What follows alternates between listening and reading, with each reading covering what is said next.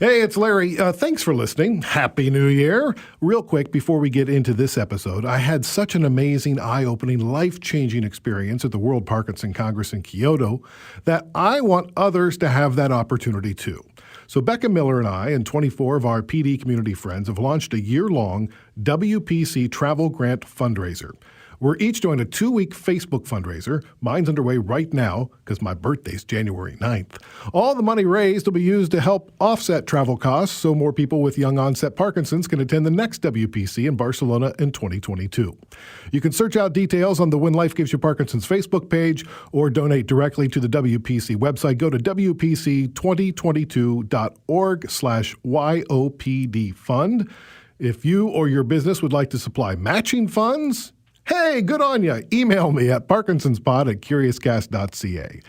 And now, on with the show. It's time for another extra dosage episode of When Life Gives You Parkinson's. Hi, I'm Larry Gifford. Extra dosage episodes are the in-between bits, special bonus content to get you through to the next full episode. One of the most popular and most listened to episodes of When Life Gives You Parkinson's is the first ever Extra Dosage, which featured a one-on-one chat between my neurologist and movement disorder specialist, Dr. Jonathon Squires, and me. Now this is a new conversation with Dr. Squires 1 year later. We talk about my symptom progression, my medicine regimen, DBS, biomarkers, what a cure might look like, stem cells, stress, and a lot more. This chat took place immediately following my most recent 6-month checkup.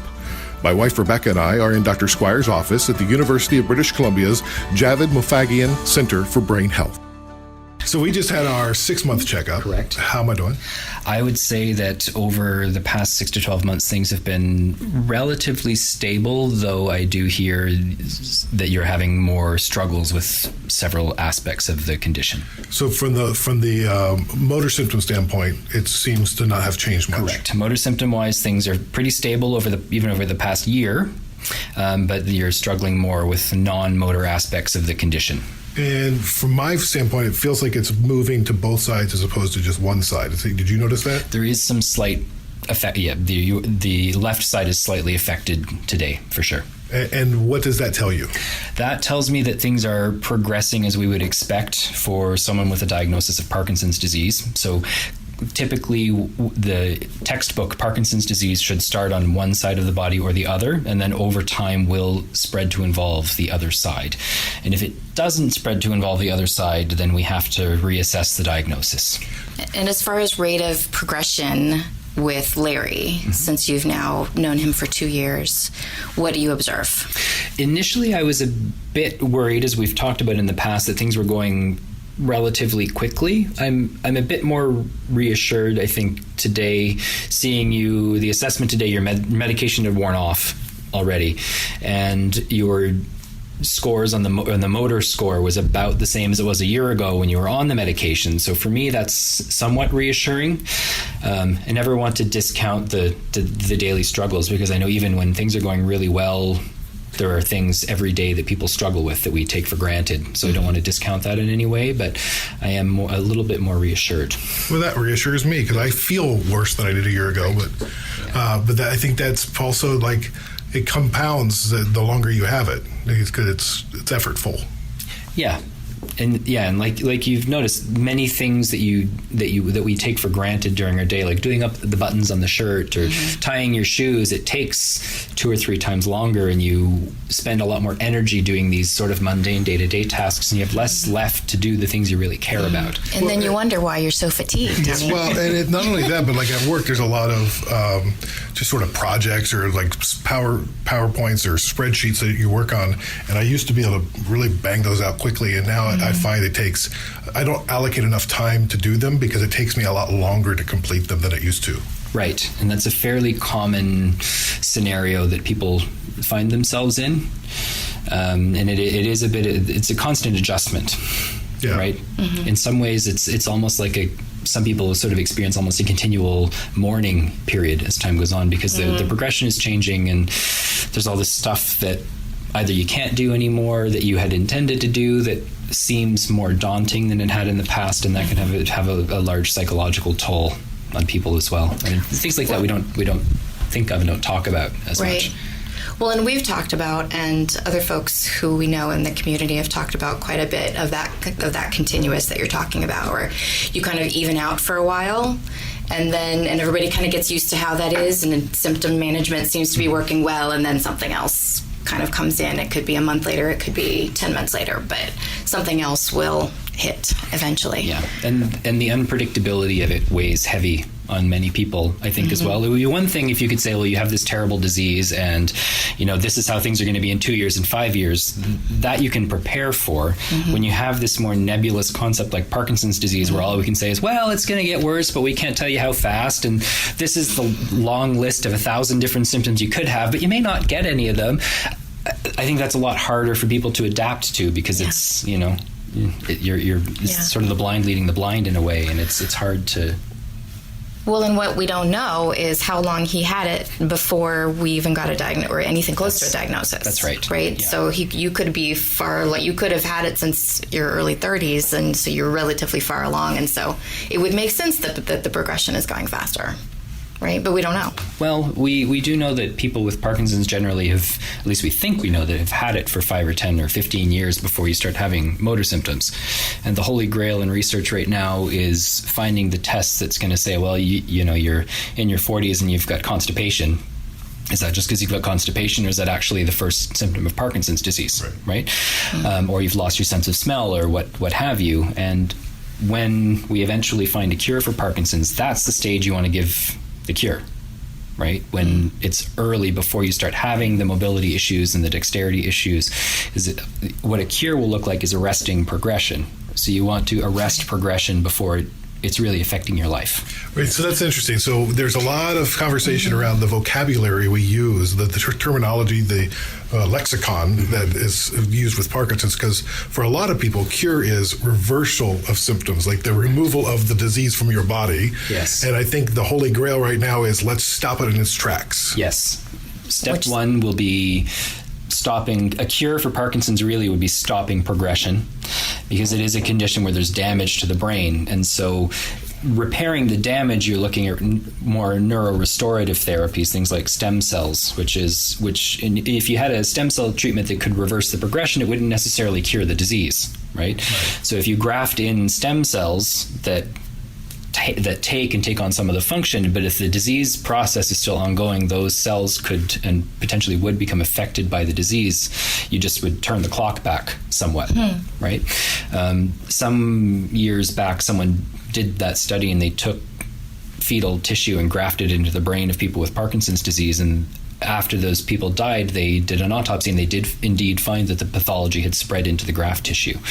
And so neurorestorative versus curative are related, but not always the same thing. I would take that as a cure. Like, let's just stop it right now. That would be fantastic. Yeah. I think I don't know that there's a person with Parkinson's or a person who loves them that wouldn't take that. No. Right? No, and it's not perfect, but it would be a heck of a lot better than the inexorable progression. Well, and then coupled with that, earlier diagnosis. Correct. Being able to diagnose it 5 years, 10 years before the motor symptoms show up. Yeah. Right? So of all the research that you're exposed to, so I'm sure you're keeping up to date on all this, you're going to conferences around the world, you're famous, I'm sure. Oh, yeah. Hey, look, Squires is in town. That's right. What are you excited about?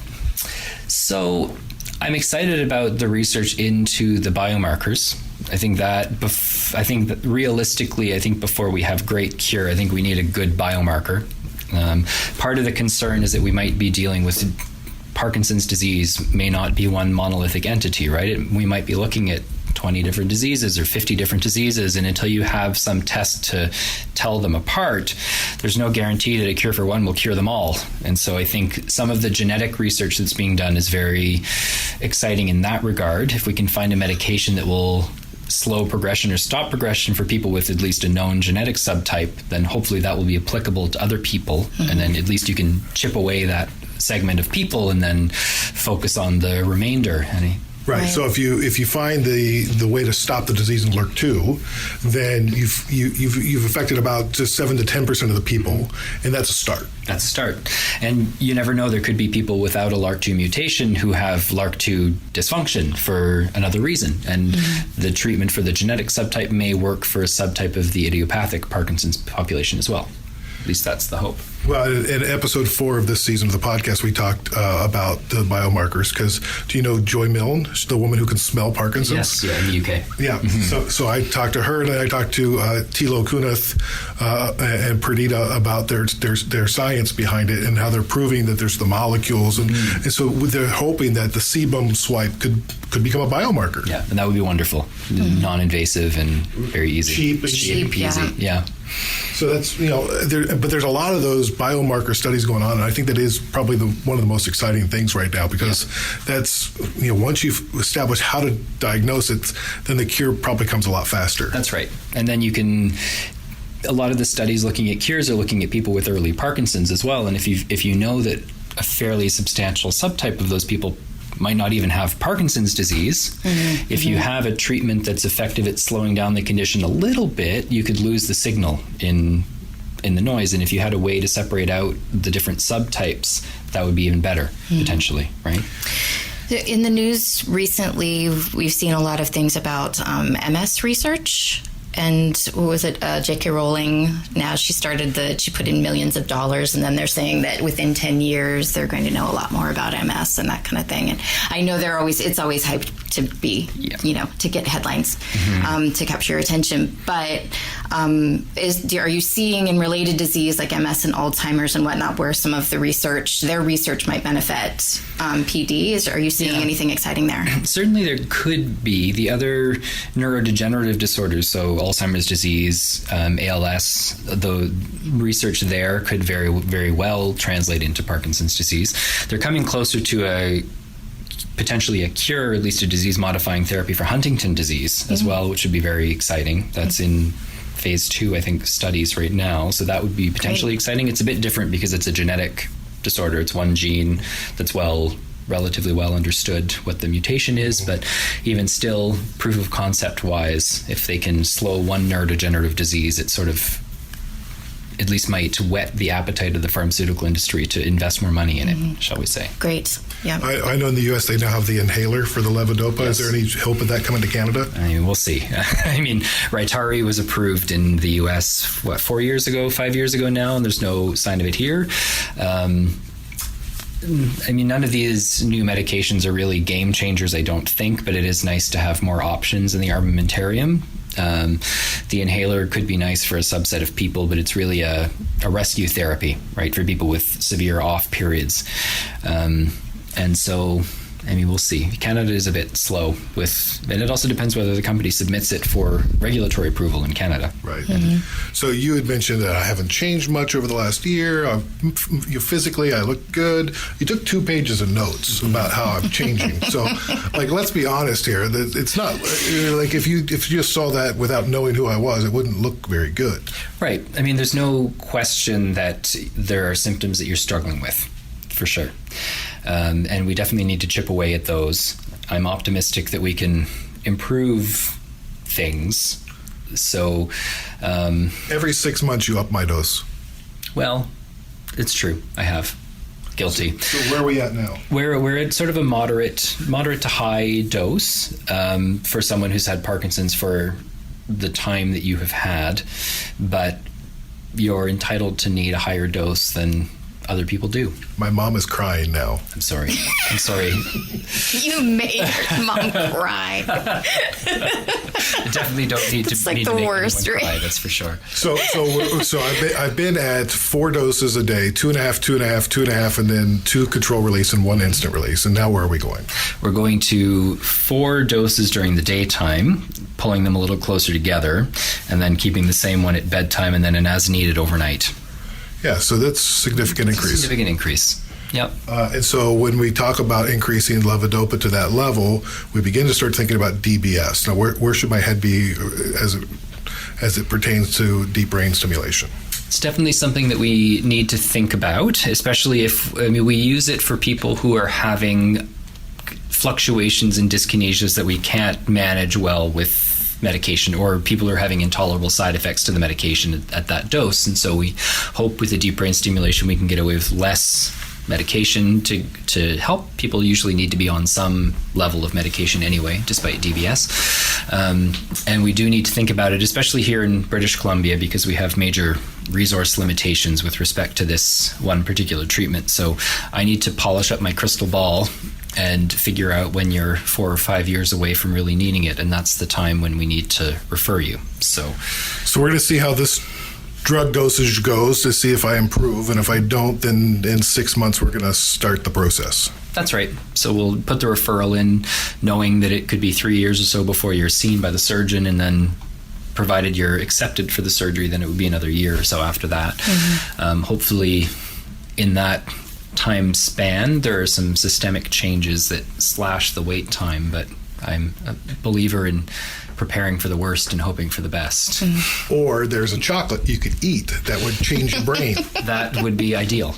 That would be ideal. So, Larry, as we know, is a little bit overweight and has high cholesterol historically. And so I'm curious as to, is he at higher risk for some of the potential problems that come from the DBS surgery? Well, anytime you have any other health issue, there increases the perioperative risk, certainly. For DBS right now, it's actually done under conscious sedation, so you don't have to worry at least about the risk of the general anesthetic, at least for the implantation part. I believe they still put you under for the actual burying of the wire under the skin, because that's really the unpleasant part of the already fainting procedure. But yeah, it is something to be, to consider. No surgery is risk-free, obviously, and if you have other medical conditions associated, then it does increase your risk. For you, you're still a young guy who's pretty healthy, so I wouldn't think that your operative risk would be super high, but obviously we encourage regular physical activity and weight loss and whatnot, but it is an uphill battle, right? It's not as easy as just saying, well, I'm going to go exercise and I'll lose 50 pounds, right? But the dyskinesia helps. Since I've gotten dyskinesia, I've lost 10 pounds. Hey, exercise is exercise. What role does stress play in disease progression and symptom management? Disease progression, it's really hard to know what kind of role stress is playing. We don't really have a great way to track disease progression, which is also a challenge in research. We use these sort of clinical endpoints and these clinical rating scales and some indirect imaging studies and whatnot to track progression, but we don't have a really great way of measuring actual, like, how are things working in your brain? How are things actually progressing in your brain? So it's a really difficult question to answer in terms of progression. We do, however, see that anytime anyone is under stress, and that's true even if it's positive stress, that your symptoms will come out, particularly tremor. Any kind of adrenaline, stress hormones will drive tremor, and then we recognize it for symptoms across the gamut. So freezing, sleep disruption, dyskinesia, anything you want to talk about. If you're under any kind of stress, it's going to bring out your symptoms. So if you can figure out how to eliminate all stress from your life, write a book and you'll be able to... I know, whoever figures that out, right? Exactly. I was going to say write me a doctor's note, but can you write me a check? I wish. That would free me up for stress. Well, because stress causes inflammation. Indeed. And inflammation they're looking at as a major cause of Parkinson's. Yeah, that's right. There's certainly neuroinflammation present. It's still chicken and egg. Do you have Parkinson's disease, which causes breakdown, which triggers an inflammatory response, or is the inflammation the primary problem? But nevertheless, it's certainly not going to help progression. Well, that's a lot to digest. More pills for Larry. Now I'm taking up to 18 carbidopa-levodopa per day, plus a sedative, antidepressant, dopamine blocker, aspirin, statin, vitamins D3 and B complex, a laxative, magnesium glycinate, and probiotics. In all, 29 or so pills of stuff each day, more than 200 per week. For a guy that, until I was diagnosed, didn't take any medicine at all. Additionally, I need to manage stress, work-life balance, exercise, my travel schedule, my energy. And hopefully, in the next 6 months, my mild dyskinesia gets under control, or I'll be queuing up for DBS surgery in 6 months' time, and then wait and wait and wait. That's your extra dosage. Coming up on the next episode of When Life Gives You Parkinson's, what exactly is DBS surgery and how does it work? How are you feeling about the DBS surgery in a few weeks? After 8 years, for me personally, I'm not afraid of the surgery anymore. And kind of a bit nervous. So being switched on is just, it's how can I describe it? Amazing. What's the one thing that you're really happy that you can do now that you couldn't do before? Be there when my kids need me, every time.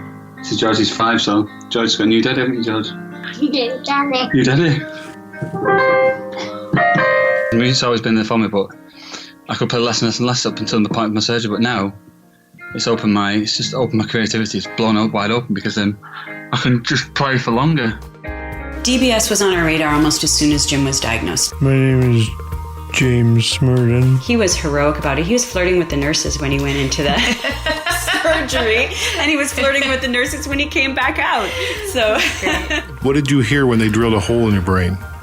You hear everything. I think, some people look at Jim and they see his Parkinson's advancing and the symptoms and they say, gee, that's too bad the DBS didn't work. It did. Yeah. Right? It did work. Mm-hmm. So what are some of the things that you get to do? I can drive. I work. I live my life. How's life? It's 8 out of 10. When Life Gives You Parkinson's is a Curious Cast podcast. Our presenting partner is Parkinson Canada, parkinson.ca. If you'd like to help spread the word, be sure to rate, review, and subscribe for free to this podcast. We're available on Apple Podcasts, Spotify, Google Podcasts, and everywhere you get your streaming audio. You can also listen at curiouscast.ca. Please engage with us on social media, Facebook, Instagram, Twitter. Just look up at Parkinson's Pod, or email us parkinsonspod@curiouscast.ca. And be sure to check out the show notes for more information about what you heard here today, plus links to our supporting partners. This episode of When Life Gives You Parkinson's was written and hosted by me, Larry Gifford, and Rebecca Gifford. Dila Velazquez is our story producer, and sound designed by Rob Johnston. Keep positive, keep exercising, keep listening. We'll talk to you next time.